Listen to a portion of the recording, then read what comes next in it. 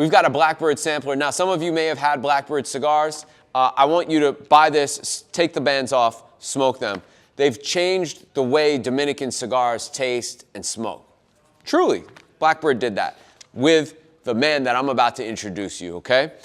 Introduce you to. And then we all collaborated on the Color of Money sampler. Show them on the B-roll how much age these things have on them. Authentically aged. You were there when we put them out. Now get them all together. I have only 94 of these left. So enjoy that. Hashtag WeArePrivada. You're about to learn something that most cigar smokers never will, and this is what makes us different. Hashtag WeArePrivada. Hashtag WeAreFamily. Hashtag We Are the Industry. Peace up, A-Town down.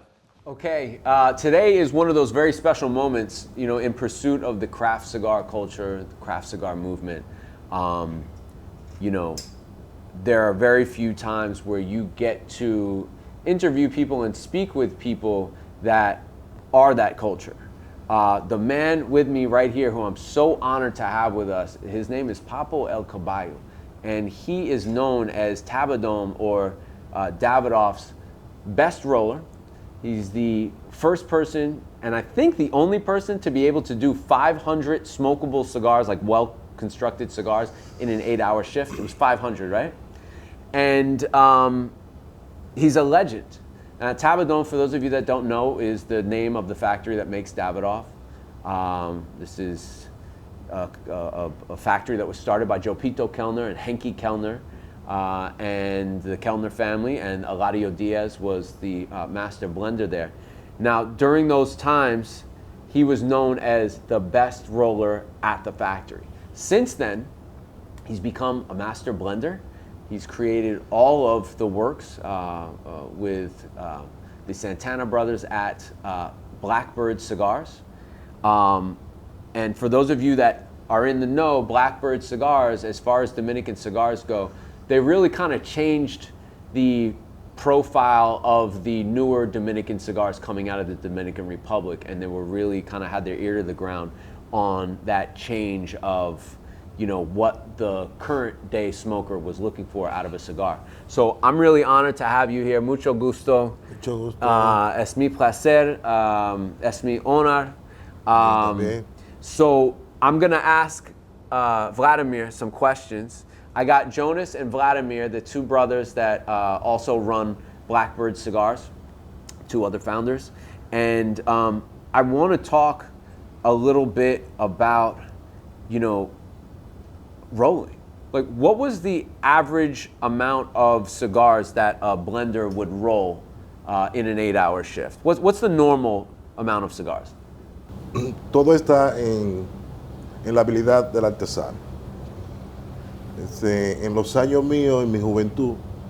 So everything it's about how the roller works, how what's the ability. So if he's using a bonchero or not, that's exactly what's the ability they have of how fast they can do the cigar and how well they can do it. But in his times, it was only one people doing everything. Nowadays, you have. So he's a more traditional, what they would call a Cuban method. Exactly. They're not using a bonchero. And for people at home, a bonchero is people that sit there with this Lieberman machine, right? And this Lieberman machine is basically a huge joint roller. That's what it is. I don't know if you guys know what I'm talking about, but people used to use these little things. They would roll joints.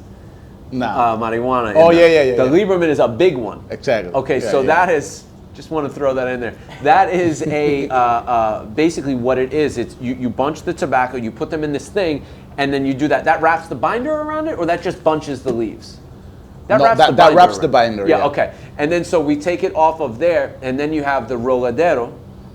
What do you call it in Dominican? Is it roladero?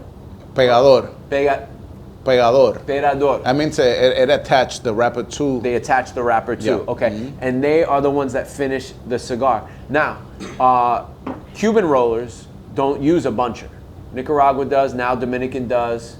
I think you eventually, kind of to compete, you had to switch over to that method at some point because it's much faster.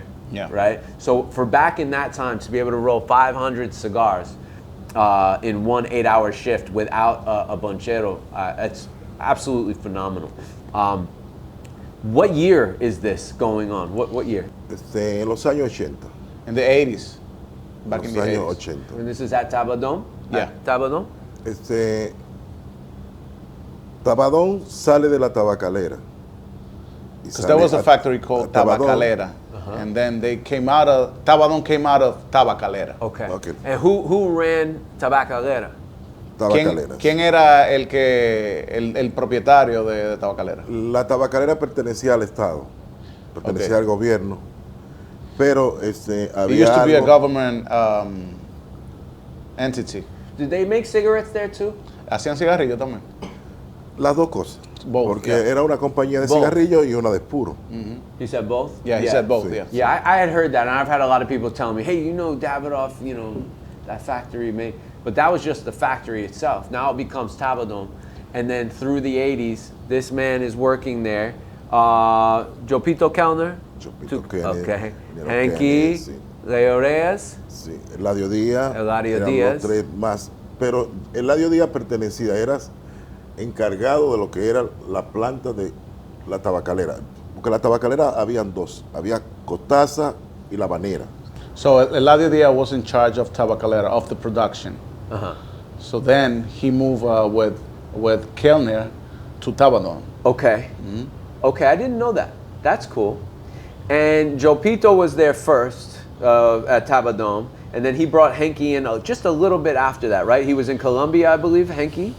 Bueno, podía ser encargado de siembra, pero hasta donde yo tengo, también era encargado de lo que era la tabacalera también. He was in charge La of tabacalera. farming and also part of the factory, part charge of Yeah. the factory. Okay. Yeah. When we talk about Cuban rollers, we talk about the levels. Level 9 roller. One of the factories we work with, El Titan de Bronze, shout out to them. They make a fantastic product. They do it in the traditional Cuban method in Calle Ocho in Miami. And their people use triple cap, and they roll their own cigar from front to start. No bonchero. Did they subscribe to the idea of levels? And I believe that the levels are for mastery levels. Like basically, a level 1 can probably roll a Robusto. A level 2 can roll a Robusto and a Figurado. A level 3 can, and then Lancero, and then all the way up. Did they have anything like that? Siempre en todas las compañías se evalúa según la capacidad del artesano. Uno como master blender evalúa mucho lo que son las mezclas. So he said in all factories, there's always levels Oh, in rollers. So you have people that are starters. It means they have 2, 3, 4 years Yeah. making cigars, and other people that have 10 years or more making cigars. And when you have to make a difficult cigar like the Figurado, then you go to that roller. So you know he's capable of doing. so they didn't necessarily call them the names level 9 or 1 or. But they know who they are. But right, exactly. Everybody And- knows. Yeah, and I can't tell you how many times we placed an order with someone. They're like, "Well, I only have 2 rollers that can do this." Like the pig with Quesada. Shout out to them. They had 2 guys. We have pictures of them making these pigs. They're the only ones in the factory that can make them. It took like 3 or 4 times as long. And let me tell you something. That's not. I don't know if Papo want me to say this, but sometimes I heard him. I never asked him. This roller wants to be in this road and there and live in there because he's good. You know, he has his level and it's. So like you ask to move. Yeah, up? I want to be there. I was, Okay. okay. You have the right to demand where to be. Oh. Well, maybe the new ones, like, there's no right. You have to show Yeah. what you're capable of and Got then, it. come back. That's cool. One of the things about BlackBird Cigar is I have worked with. I can't think of a lot of factories that we haven't placed at least 1 or 2 orders with. And as the person who's curating these cigars and paying for it, not for nothing, but like when you're paying for something, like you want to quality control that because your people are going to pay you for that, right? And so that's your reputation. So often I'm smoking the cigars when they come in, and there's only one other factory that I can think of that is like with you guys, where the cigars come ready to smoke. They're not wet. They don't need a lot of time.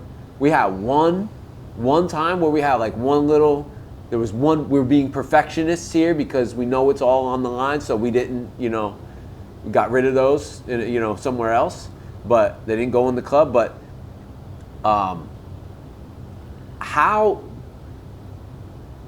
why is his construction so good at this factory?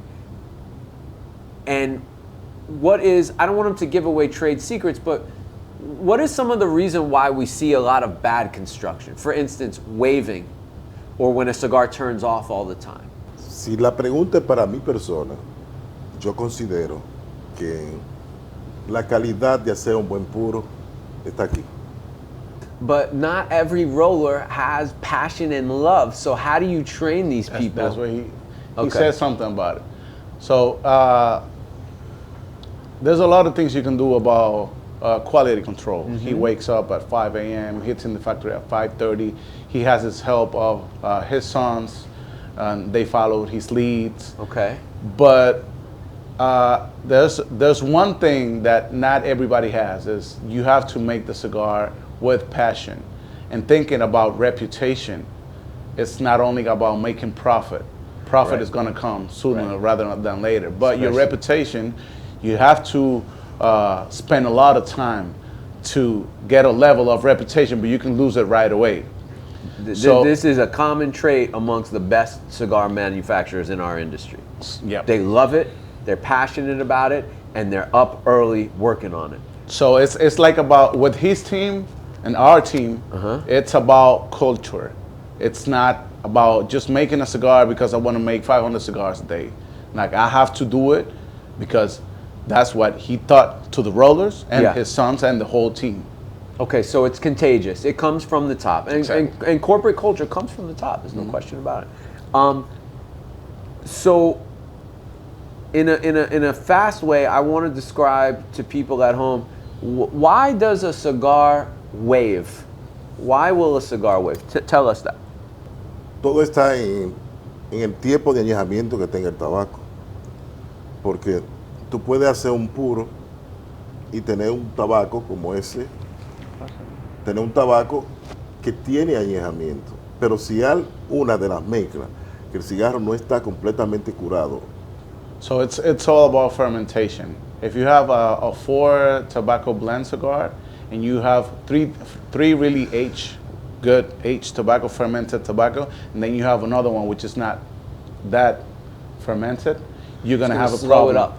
Yeah, it's gonna slow it up. Because it's wetter. Exactly. It's going to slow it up. It's thicker or wetter, or there's too much of the life is still in it. So the way I learned it more in Nicaragua, and they don't talk about one of those. They don't talk about Seco Visualiero and Volado. They don't Volado. talk about Volado Yeah. much. They also don't talk about Medio Tempo, which is something sort of different, right?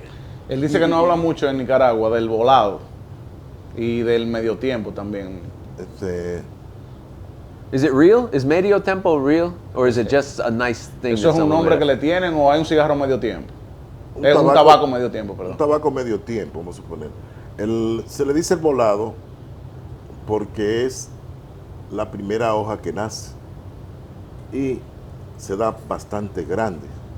It all has to do with fermenting, is basically. Not exactly. Okay. He tell me. said the volado is the first leaf of the plant. So right? we got Volado, Seco, Viso, Ligero. Exactly. So that since it's the first leaf, it's going to take all the nutrients out of the plant, right? So you remove those. Most of the people do it because all of the leaves are going to grow. If you leave the one in the bottom, then the ones at the top they're not going to. I've heard guys try to take credit for this idea. It's so silly to me to think that people haven't been doing this all along. So basically, when they're growing the plant, the leaves on the bottom, they'll remove the leaves so that the nutrients go up higher into the plant. But there's one thing with the volado. A lot of people, I mean, maybe there's some companies that use volado and they don't say it, but one thing, one characteristic of the volado leaf is that it gives you a really, really good combustion. So if you need to put like maybe half of a leaf in a cigar or a whole leaf, it's not about maybe not aroma or flavors, it's about the combustion. But if you want to have like fruit notes, little bit of a fruit notes, you can use that tobacco too. I've also heard that Volado, was it ever used as wrapper leaf? I've heard that it burns white because it has less of the chlorophyll from the sun in it. Eso Sí, sí, puede ser, sí. El volado es un muy buen capote para una buena combustión. Because it burns right. Para la combustión, It's a para good que te quede binder. más redondo, más blanco, te haga menos nicotina, o sea, menos grasa. También siempre hay muchas personas ya en una mezcla, vamos a suponer que te puede llevar. We learn every day about this, Absolutely. right? It's always learning. So if you use a binder, volado tobacco in the binder, the ash is not going to hold that long.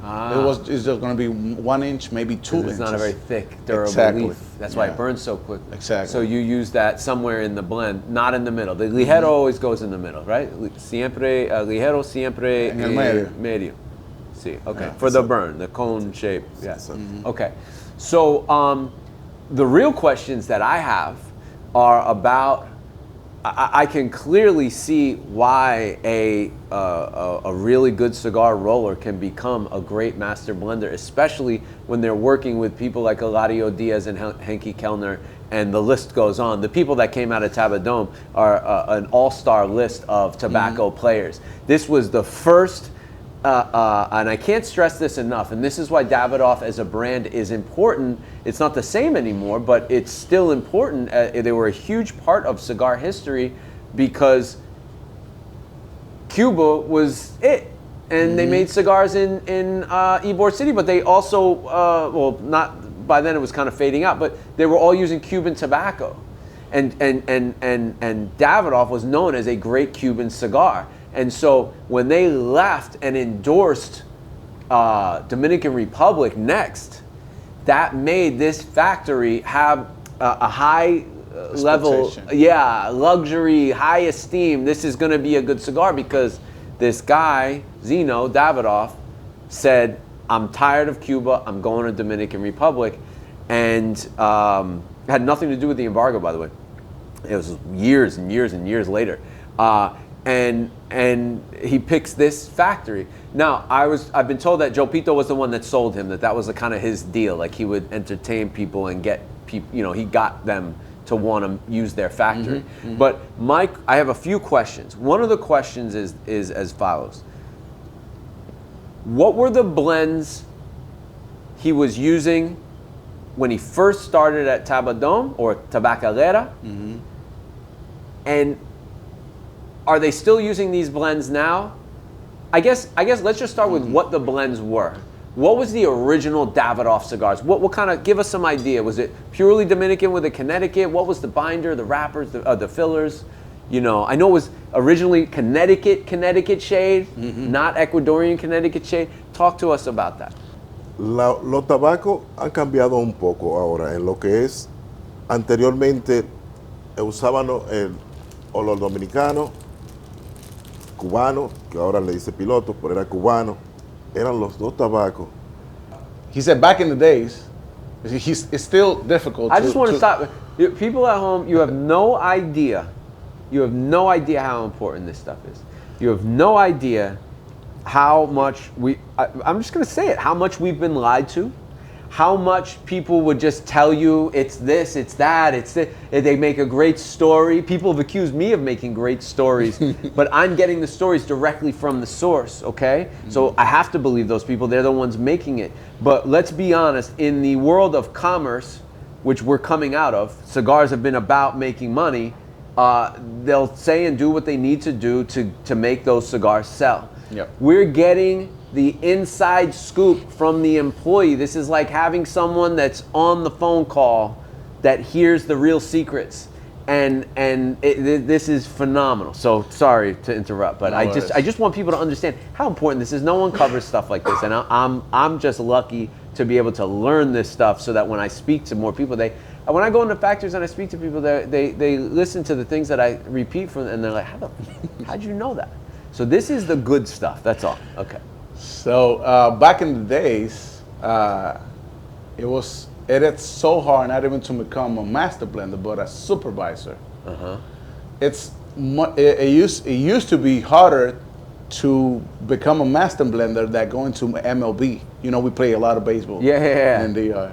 So he said it used to be harder to become a baseball player, a professional baseball player, than to be a master blender. Because they didn't have the blends. So if you're paying attention, maybe when you're out of one tobacco, and they'll say like, oh, we need the Cabano. It's like, okay, this is the Cabano, and you start trying, making your own small cigars, but it's still hard because it wasn't that many factory. Even today, it's not that easy.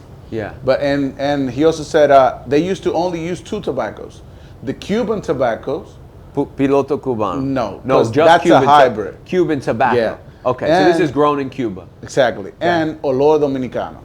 Okay. So now there's a lot of things about the hybrid. Try to stay away from what.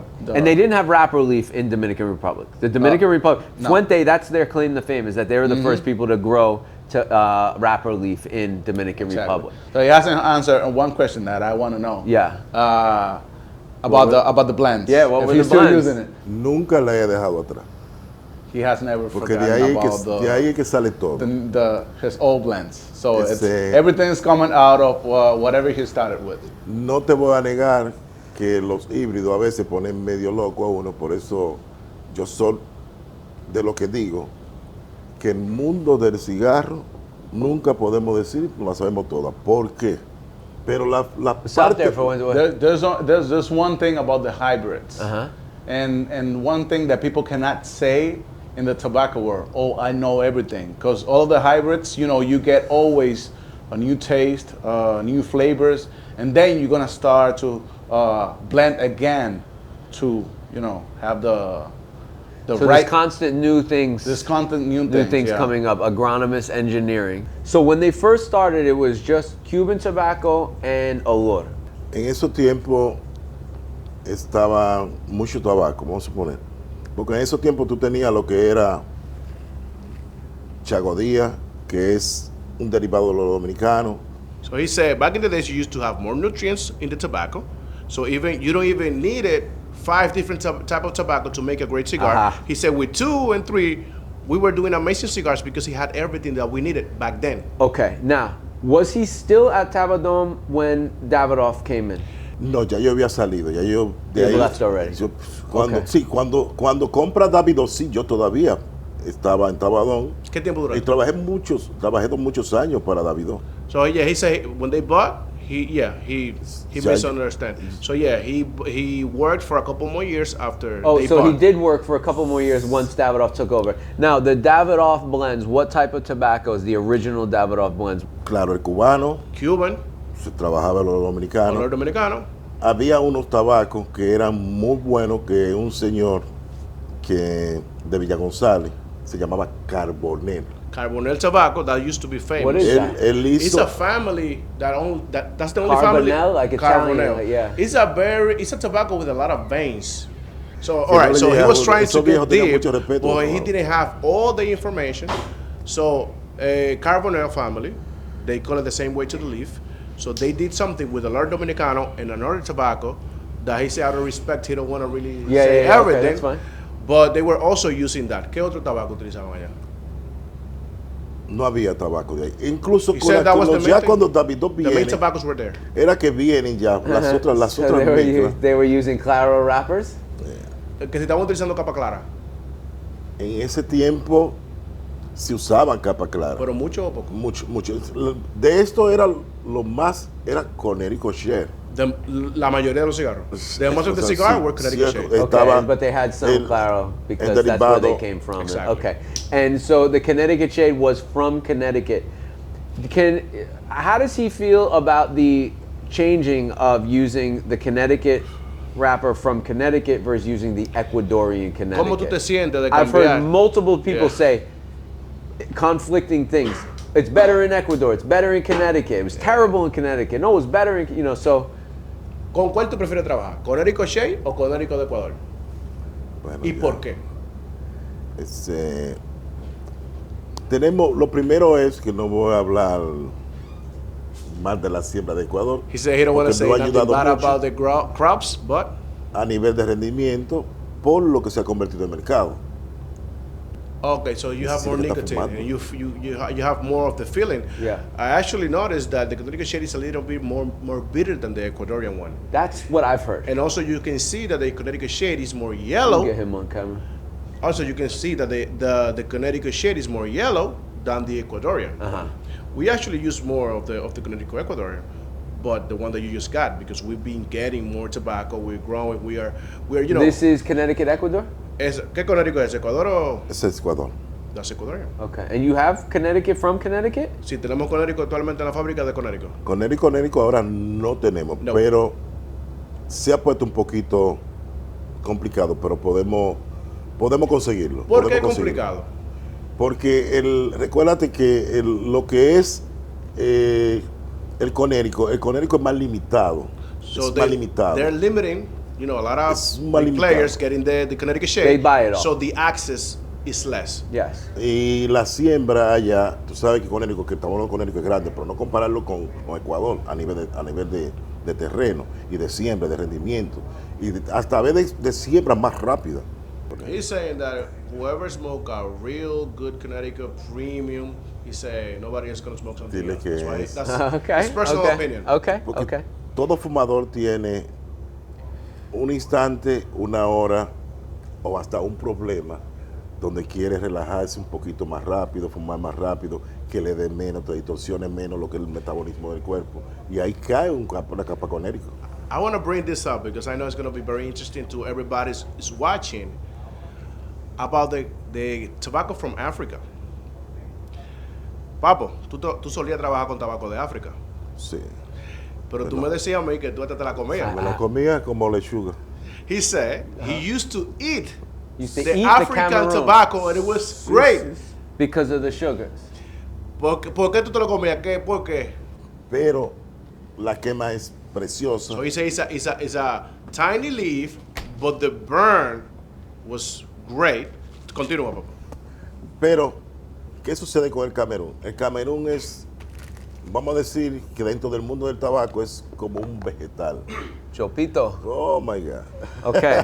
Tell him. So we made this. This is supposedly the blend that Eladio used to make for Jopito.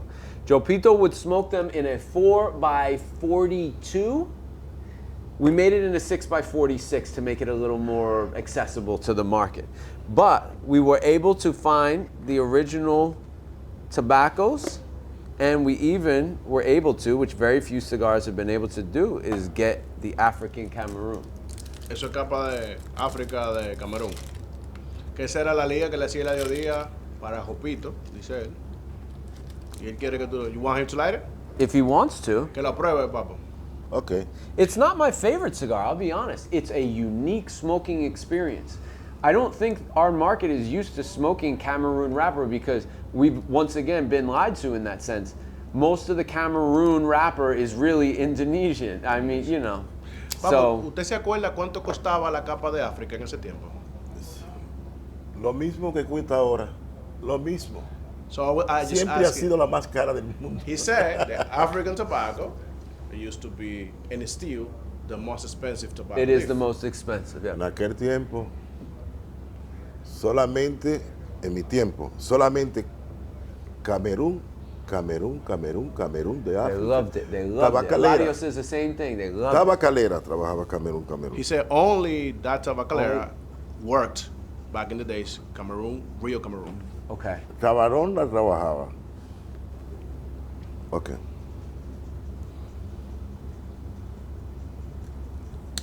Papo, ¿en qué año fue que tú hiciste los 8,000 cigarros que te ganaste un premio? 14,000. Okay, sé cuántas that's something semanas, no else. recuerdo. Because you have a legend right here. He's Yes. the guy that actually teach me everything 13 years ago. So, you know, as we mentioned in the beginning, he used to do 500 cigars by himself, no partners. But he also have a record, still have a record. He did 14,000 cigars by himself. ¿En qué año fue? In what Los años year? 80. Los años On the 80. 80s, 14,000 cigars of the little cigars that used to be rustic, like the perritos. He did 14,000 in a week by himself. He still Wow. have the trophy. Wow. They give him a trophy? Wow, that's cool. Lo mejor. Yo recuerdo que en Tamboril, mi pueblo, He said he remembered that in Tamboril, habían muchos artesanos. we had a lot of our rollers. Solamente 3 tabaqueros en toda la historia.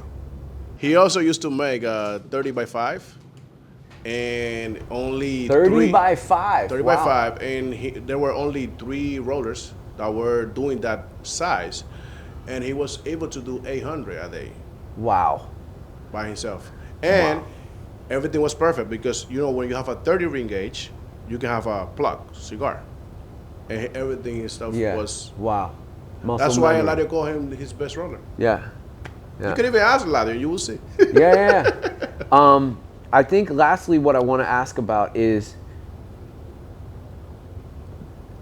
science and tradition are catching up with each other in tobacco. Okay? Mm-hmm. I'm being told that some of the tobacco grown around the world is more flavorful than the tobacco of the past. How does he feel about that statement? Claro que sí, He said yes. claro que sí. No puedo ser hipócrita I can be hypocrite. a lo que el hombre ha logrado ya. I want him to know how much we appreciate you coming here and doing this for Privada Cigar Club members. We are very grateful for your work and very grateful for your art and your passion. And we plan to do a lot more with you in 2024 because we're very interested in honoring this tradition and his skills. I mean, he's the best. We got to use him. You scooped him up. You did a good job, man. Good for you. A lot of people don't do that. You have a foundation in your company that is rock solid. And that's so important in a time where we're really coming in to realize that there's a difference between brands and manufacturers. And there's nothing wrong with being a brand. You can be the most passionate. You know, if I started a brand tomorrow, it would be very well done. Just like some of the brands that are out there are very well done. They spend time at the factory, they do those things. But to have someone that has all of this history and wisdom behind the cigars is just priceless. So thank you for taking the time to come all the way up here to do this for us. Muchísimas gracias. Humildemente estamos aquí para servirte y contamos contigo. Claro que sí. No, he said thank you so much. We're here to serve you, and he said he believed in you, and he said something that he liked about is that you're learning every day. Cannot tell you how honored I am to have this man here, Papo El Caballo, aka 500. We're going to be working on a cigar called the 500 in his honor. He'll be blending it, of course. You guys will all be blending it, and yeah, I'm very happy to see the direction of BlackBird. I'm happy to see the direction of the industry, and I think I remember the question. The question is back in the day and all the way up until really Privada Cigar Club started really pushing this craft cigar culture thing. People that made the products were hidden. Did he ever think that he would be on, you know, a YouTube channel or, you know, television, the internet, being able to represent his art, not just have some brand that he made something for represent that art? Soy un poco alejado. A veces al sitio donde yo estoy, que hay gente que hablan de cigarros, yo permanezco callado y cualquiera piensa que yo soy albañil, pego blog, solo que no soy de cigarros. Porque no me gusta hablar mucho del tema de cigarros. He said that he never imagined about being on camera like this because he's always very reserved. He's always very quiet. Yeah. He's a guy that likes to work by himself in a quiet way. Yeah. So yeah, you can see his smile. Very good, very good. I have to add the funny thing to that. Yeah. He says sometimes there's a lot of people talking about cigars, and then he can look like a handyman. He doesn't say anything. It's Right. a lot of people love talking that. a lot of crap. Yeah, yeah, especially in the Dominican Republic where people are cigar makers and, you know, they're doing it for a living. So, you know, we get that. But yeah, thank you so much for being here. Guys, thank you so much for watching. If you watch this entire thing, you obviously have a great interest in cigars. You can email me anytime at info@privadacigarclub.com. I urge you to try all of the BlackBird products. I think that BlackBird is sort of at a similar age to Privada Cigar Club And it's around these 5-year marks where companies start transitioning a little bit and they start trying new things and doing things differently to keep it fresh. So I'm really excited to see what you guys bring to the table in the next year or two or 3 or 4 or 5 years. And I know that you're a brand of the future, and that's what I was telling you off camera, is as long as you can figure out a way to make it work for everyone so that everyone eats, just time is on our side. And so I'm looking forward to watching you guys grow and having, you know, stories 10, 20 years from now. So, cool. Hashtag WeArePrivada, hashtag We Are the Industry, hashtag We Are Family. Peace.